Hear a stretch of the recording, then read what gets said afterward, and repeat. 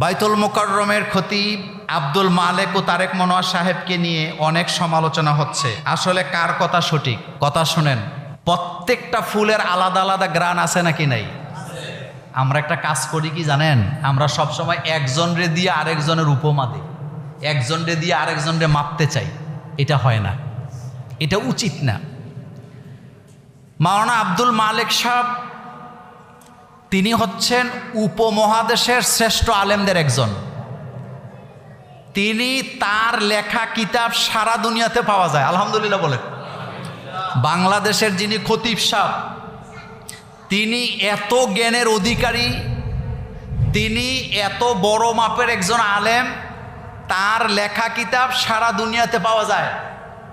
Asia মহাদেশের মধ্যে শ্রেষ্ঠ আলেমদের একজন হচ্ছেন তিনি। সুতরাং তার সমালোচনা আমার মতো লোকে করা, এটা কি মানায়? জোরে বলেন, মানায় না। 2 নম্বর, তারেক মনোয়ার। তারেক মনোয়ার বাংলাদেশের এমন একজন আলোচক, এমন একজন শিল্পী। তিনার বাপ ছিল বাংলাদেশের সংসদ সদস্য, তার পুরো পরিবারটা ইসলামী আন্দোলনের।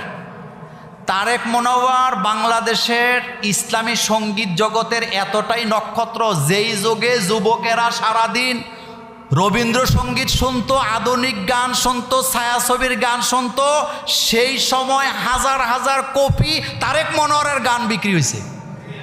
কথা সত্য নেই? বাংলাদেশের এমন কোন যুবক যুবতীর ঘর নাই যেই ঘরে তারেক মনোয়ারের ইসলামী সঙ্গীতের গান পাওয়া যাবে না। এবং বাংলাদেশে বক্তাদের মধ্যে সর্বপ্রথম সিডি ক্যাসেট বাইর হয়েছে ওয়াজের তারেক মনোয়ার সাহেবের। আর বাংলাদেশের এমন কোনো মাঠ নাই যেখানে তারেক মনোয়ার ওয়াজ করে না। আচ্ছা, এখন আপনাদের সাক্ষী নেই, আপনারা কথাটা জোরে বললে ক্যামেরাতে রেকর্ড হবে। আপনাদের ময়নামতি তারেক মনোয়ার সবচেয়ে বেশি আসতো না? লোক কম হইতো না বেশি হইতো? বলেন তো। এই বছরও যে আমাদের এখানে যে আলোচনাটা তিনি করে গেছেন, কত সুন্দর আলোচনা করে গেছে, সবাই খুশি। তারেক মনোয়ার একজন, তারেক মনোয়ার। তারেক মনোয়ারকে আমি কেন মালেক সাহেব, আব্দুল মালেক সাহেবের সাথে আমি তুলনা দিতে যাব?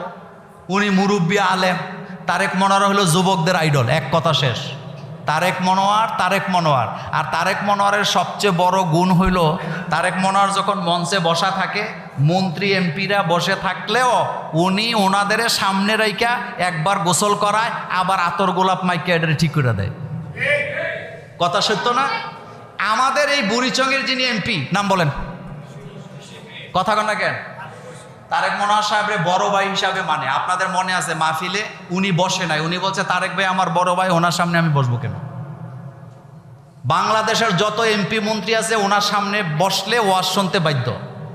তারেক মনোয়ারের সবচেয়ে বড় কোয়ালিটি হইল উনি কারোর ভয়ই পায় না। উনি লন্ডনের মতো একটা মসজিদের কি ছিলেন? খতিব ছিলেন। তারেক মনোয়ার 5টা ভাষায় খুতবা দিতে পারে। বলেন কয়টা?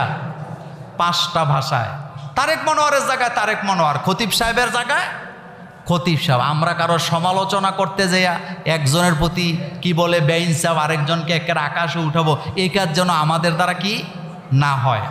যার যার মর্যাদা, আল্লাহ পাক বলছেন ফাদ্দালনা বাদাহুম আলা বাদ। আমি এক একজনকে এক এক মর্যাদা দিয়ে তৈরি করছি, একজনের সাথে আরেকজনকে তুলনা করা যায় না। প্রত্যেক মানুষের মর্যাদা আছে নাকি নাই? আছে। আল্লাহ পাক আমাদেরকে সহি বুঝ দান করুক, আমরা বলি আমিন।